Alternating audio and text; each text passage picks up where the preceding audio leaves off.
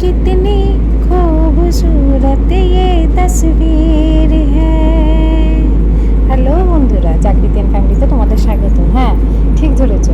আজ আমি আমার কথা মতো তোমাদের আগেই বলেছিলাম যে আমার লাদাখে প্লেন ল্যান্ডিংয়ের যে বিচিত্র অভিজ্ঞতা এবং যে সৌন্দর্য এবং যে ভয়ানক একটা ভয় মনের মধ্যে ছিল যে কিভাবে ল্যান্ড করবে, এতগুলো পাহাড়কে ঘুরে ঘুরে যেভাবে প্লেনটি ল্যান্ড করেছিল। হ্যাটস অফ সেই পাইলট দিকে, যারা আমাদেরকে খুব সহজে এবং খুব সাবধানে পৌঁছে দিয়েছিল লাদাখ। সেই লাদাখের প্লেন ল্যান্ডিংয়ের আজকে ভিডিওটি নিয়ে আমি চলে এসেছি। দেখতে পাচ্ছ লাদাখে আমরা ল্যান্ড করার ঠিক আগের মুহূর্তে ছবি আমি তোমাদেরকে দেখাচ্ছি। মেঘের আড়াল থেকে দেখা যাচ্ছে লাদাখের বরফ চূড়ায়, বরফ রাখা পাহাড়ের চূড়ার মধ্যে বরফ দিয়ে ঢাকা সেই দৃশ্য, যা মেঘের ফাঁক থেকে একটু একটু করে আমরা দেখতে পাচ্ছি। প্লেনের নিচ থেকে সেই মেঘের দৃশ্য, এরকম সুন্দর দৃশ্য অন্যান্য অনেক জায়গায় প্লেনে আমি গেছি, বাট এরকম দৃশ্য আমি দেখতে রেয়ারেস্ট আমি দেখিইনি কোথাও। সব জায়গায় জনবসতিযুক্ত জায়গাতে আমরা হয়তো ল্যান্ড করেছি, বাট এইরকম পাহাড়ে ল্যান্ড সত্যি একটা বিচিত্র অভিজ্ঞতা। কেন লাদাখটা একটা ভ্যালি, চারিদিকে পাহাড়, তার মাঝখানে প্লেন ল্যান্ড, মানে বুঝতেই পারছো। এবং সে পাহাড়ের বিচিত্র অভিজ্ঞতা, সেই পাহাড়ে কোনো গ্রিনারি, একদম কঠিন কঠোর পাহাড়, যেটা আমি তোমাদেরকে এর আগেও বলেছিলাম। সে কঠিন কঠোর পাহাড় যেখানে শুধু পাথরের পাহাড়, সেই পাহাড়েরই দৃশ্য তোমাদেরকে দেখাচ্ছি। ঠিক মেঘের আড়াল থেকে একটা আবছা পাহাড়ের দৃশ্য, ফাঁকে ফাঁকে বরফ, পাহাড়ের চূড়োয় যে বরফ সেটা দেখেছে। এবারে দেখো আস্তে আস্তে আমরা মেঘকে অতিক্রম করে নেমে যাচ্ছি সে পাহাড়ের দিকে।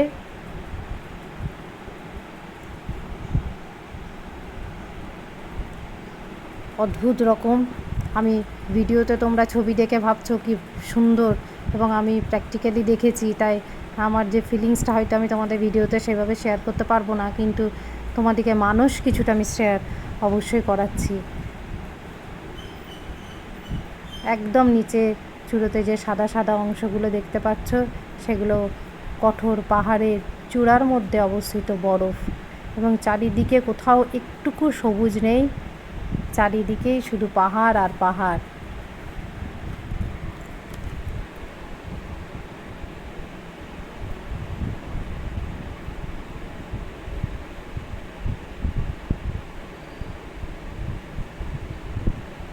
প্লেনটা তোমরা দেখতেই পাচ্ছ, প্লেনের উইংটা আস্তে আস্তে বেঁকে যাচ্ছে। ঠিক আমরা মেঘকে অতিক্রম করে কিছুটা নিচের দিকে এসেছি, এবং প্লেনটি এইরকম উইংটি বেঁকে বেঁকে বেঁকে বেঁকে পাহাড়গুলোকে ঘোরার চেষ্টা করছে। এবং পরে দেখতে পাবে যে ওখানে যে ল্যান্ডে আর কি প্লেনটি নামবে, সে রানওয়েটিও ভীষণ ছোট, তাই ওদের পাইলট যারা, তাদের আন্দাজ করাটাও খুব স্বাভাবিকভাবে কঠিন কাজ। তাই তারা বারবার ওই পাহাড়ের মধ্যেই আমাদেরকে প্রায় 3 থেকে 4 বার ঘুরিয়েছে। দেখো, আর এবারে মেঘ দেখতে পাচ্ছি না, মেঘের নিচে আমরা চলে এসেছি। এই যে পাহাড়গুলো এখন এবারে খুব স্পষ্ট আমরা দেখতে পাচ্ছি। একটু আগেই আমরা দেখছিলাম মেঘের ফাঁক দিয়ে পাহাড়ের চূড়ার মধ্যে বরফ, বাট এখন আমরা পুরো ক্লিন পাহাড়গুলো দেখতে পাচ্ছি। কোথাও স্যান্ড ভিউ দেখা যাচ্ছে, আর কোথাও হয়তো বা টুকরো টুকরো মেঘের নিচের দিকে যে ছবিগুলি, এই যে দেখছো মেঘের ছবি, এবং মেঘের ঠিক নিচে যে কালো কালো অংশগুলি দেখছো, এগুলি মেঘেরই একটু ছায়া। নিচের দিকে, নিচের স্তরে যে মেঘগুলি, সেগুলি আমরা দেখতে পাচ্ছি। মেঘের তো অনেকগুলি স্তর, এটা একদম নিচের স্তর, এবং ওই যে মেঘের নিচেই ঠিক কালো কালো বা ব্লুকে কালো যদি মনে হচ্ছে ডার্ক ব্লু, সেগুলি হচ্ছে কিন্তু মেঘের ছায়া। এগুলি কিন্তু কোনোটাই জল নয়, তোমরা এটা ভেবো না জল কোথাও নয়। জল শুধু নামার সময় আমরা জাস্কার নদীকে দেখতে পেয়েছি, বাট এগুলো কোনোটাই, এগুলো প্রত্যেকটি ছায়া, মেঘের ছায়া। বলো কি বিচিত্র লাগছে না? প্রকৃতির কাছে সত্যি আমরা খুব ক্ষুদ্রতম যে জীব, সেটা বোঝাই যায়। নিচ দিয়ে মেঘ ভেসে যাচ্ছে, এবং একদম নিচে সরু মতো দেখতে পাচ্ছ কিনা জানি, ওখান দিকে সরু মতো যেগুলো চলে যাচ্ছে, সেগুলো হয়তো কিছু কিছু রোড, যেগুলো দেখা খালি চোখে দেখাটা খুবই দুষ্কর। বাট এই যে কালো কালোগুলো দেখছো, প্রত্যেকটি কিন্তু মেঘের ছায়া। মেঘের ছায়া পাহাড়ের উপর পড়লে যেভাবে দেখা যায়, খুব বিচিত্র লাগছিল। কেন এই রকমভাবে কখনো কোথাও ল্যান্ড করিনি।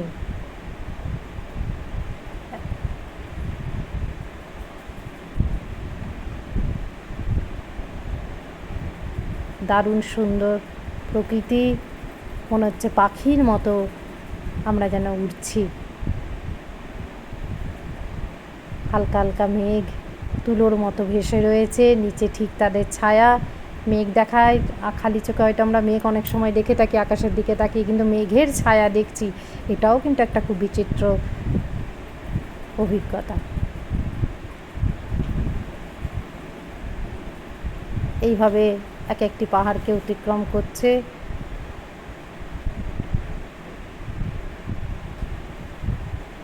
রানওয়েটি খুব ছোট্ট থাকার জন্য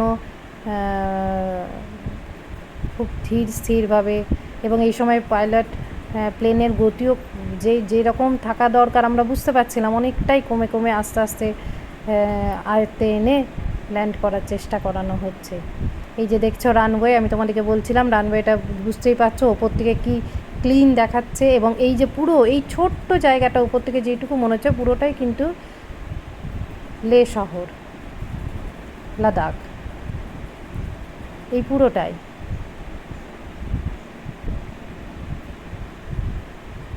এই ছোট্ট শহর, বিশাল জনবসতি। আমরা অন্যান্য জায়গায় যেমন একটা ভয়ানক জনবসতি দেখি, সেরকম জনবসতি নেই, ছোট্ট শহর হচ্ছে লে।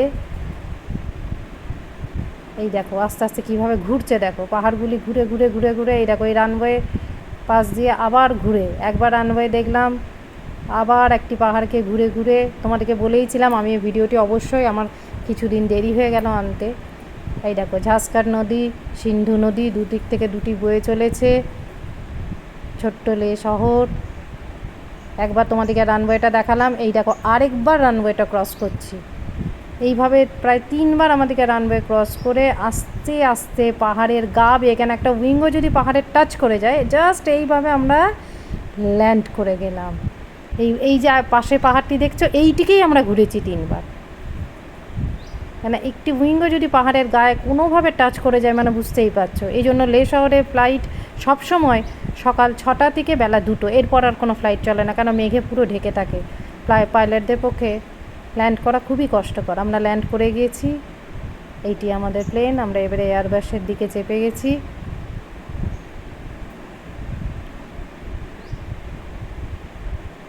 ভীষণ বিচিত্র অভিজ্ঞতা, খুব খুব ভালো ফিলিংস, সেটাই আমি তোমাদের সাথে শেয়ার করলাম। এবং আমরা এই যে যেখানে ল্যান্ড করেছে এবং সেখান থেকে যে এয়ারবাসে যাব, সেটা অনেকটা উঁচুতে। মানে এই যে স্টার্ট হলো ওপরে ওঠা, পাহাড়ে ওঠা, লে শহরে গেলে তোমরা ঠিক এইভাবে আপস অ্যান্ড ডাউন, হয়তো অনেকটাই আপে উঠে যাবে, অনেকটাই আবার নিচে নেমে আসতে পারবে। ছোট্ট একটি শহর লে।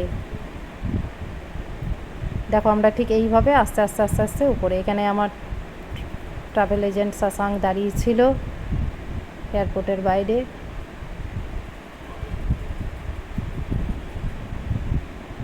ছোট হলেও ভীষণ নিট অ্যান্ড ক্লিন শহর কিন্তু লে। সবই যেন ঘুরে ঘুরে আর পাহাড়েই উঠছি, এইরকম একটা অভিজ্ঞতা।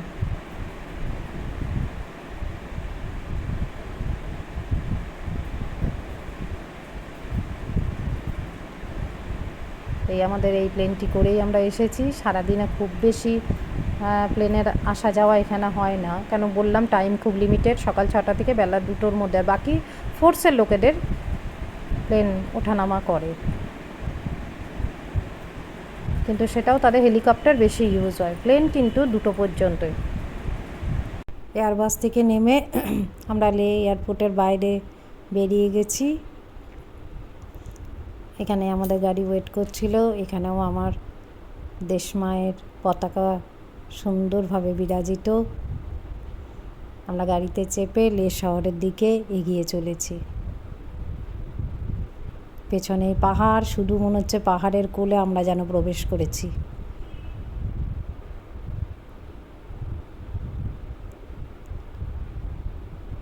সুন্দর রাস্তাঘাট, আমি সেটাও তোমাদেরকে কিছুটা দেখাচ্ছি।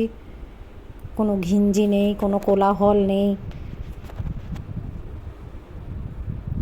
এটা হলো লে মার্কেট। আমি তোমাদেরকে আগের ভিডিওতে লে মার্কেট দেখাইনি, এটা লে মার্কেট, এবং এটা লের একটি বিচিত্র ডিশ, সেটা হচ্ছে মোমো।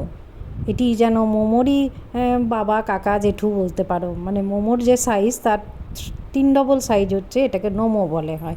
এটা লের বিখ্যাত একটি ডিশ। এটি হচ্ছে একটি রেস্টুরেন্ট, যেখানে প্রত্যেকটি রেস্টুরেন্ট বা প্রত্যেকটি মলে বা ছোট ছোট যে মল বা শপিং সেন্টারগুলোতে দলাই লামার ছবি, কিন্তু মহাগুরু দলাই লামার ছবি তোমরা দেখতে পাবে। এখানে দলাই লামা অনেক দিন ছিলেন, তিব্বতিয়ান গুরুদেব। এটি রেস্টুরেন্টের মালিক। আমার ছেলেকে তার খুবই পছন্দ হয়। এটা লে মার্কেট। আমার ভিডিও যদি তোমাদের ভালো লেগে থাকে অবশ্যই বন্ধুরা লাইক করো এবং সাবস্ক্রাইব করো। এটি হচ্ছে বলা হয় দাতুন সাব গুরুদুয়ারা। গুরু গোবিন্দ সিং এখানে দাতুন কাঠি অর্থাৎ নিমের একটি কাঠি রেখে গিয়েছিলেন এবং সেই কাঠি থেকে এই গাছটি হয়েছিল। এটি পাঞ্জাবিদের একটি বিখ্যাত তীর্থস্থান। ধন্যবাদ বন্ধুরা।